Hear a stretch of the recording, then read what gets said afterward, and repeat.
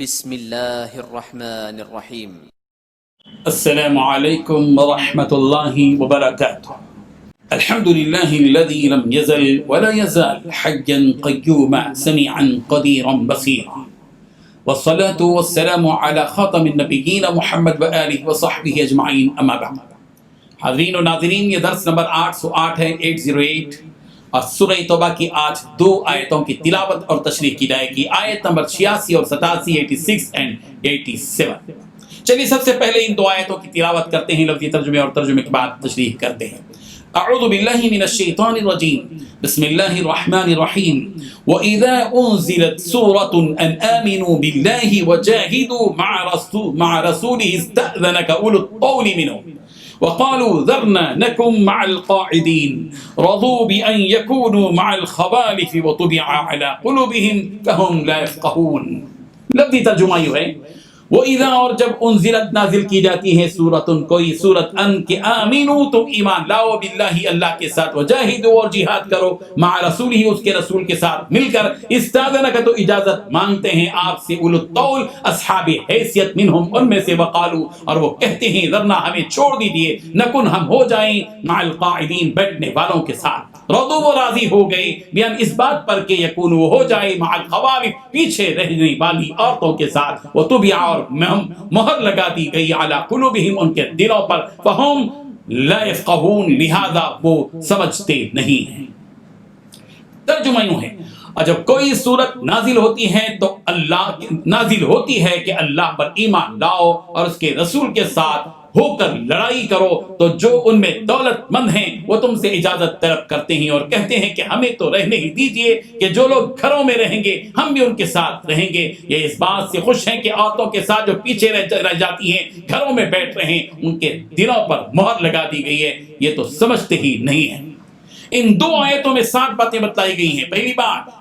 اور جب کوئی صورت نازل کی جاتی ہے کہ اللہ پر ایمان لاؤ، دوسری بات، اور اس کے رسول کے ساتھ مل کر جہاد کرو، تیسری بات، تو ان میں مقدور والے لوگ آپ سے اجازت مانگتے ہیں، چوتھی بات، اور کہتے ہیں کہ ہمیں چھوڑ دیجیے، پانچویں بات، اور ہم بیٹھے رہنے والوں کے ساتھ ہو جائیں، چھٹویں بات، یہ لوگ اس بات پر راضی ہو گئے کہ گھروں میں پیچھے رہ جانے والی عورتوں کے ساتھ رہ جائیں، ساتویں بات، اور ان کے دلوں پر مہر لگا دی گئی، وہ نہیں سمجھتے۔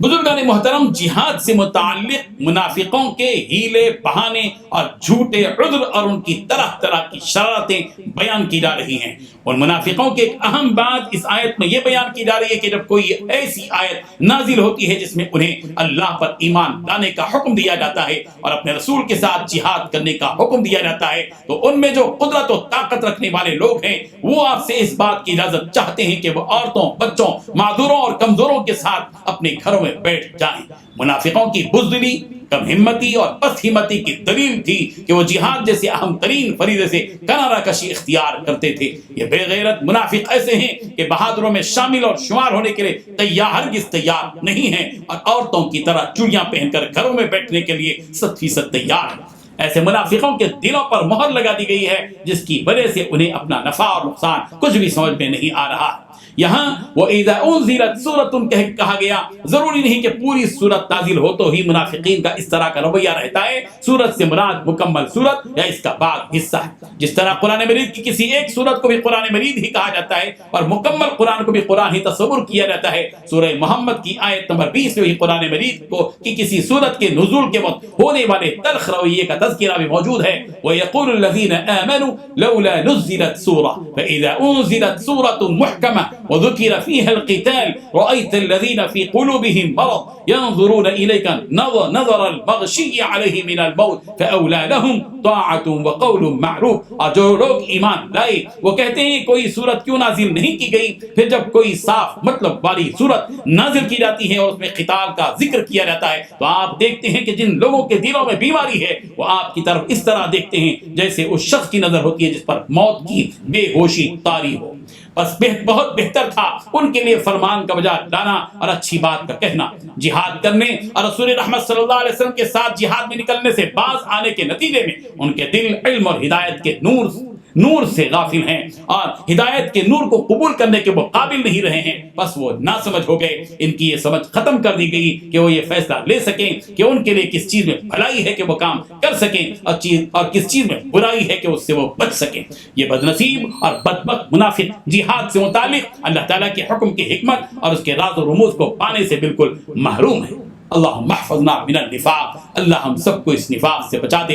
وآخر دعوانا ان الحمدللہ رب العالمین۔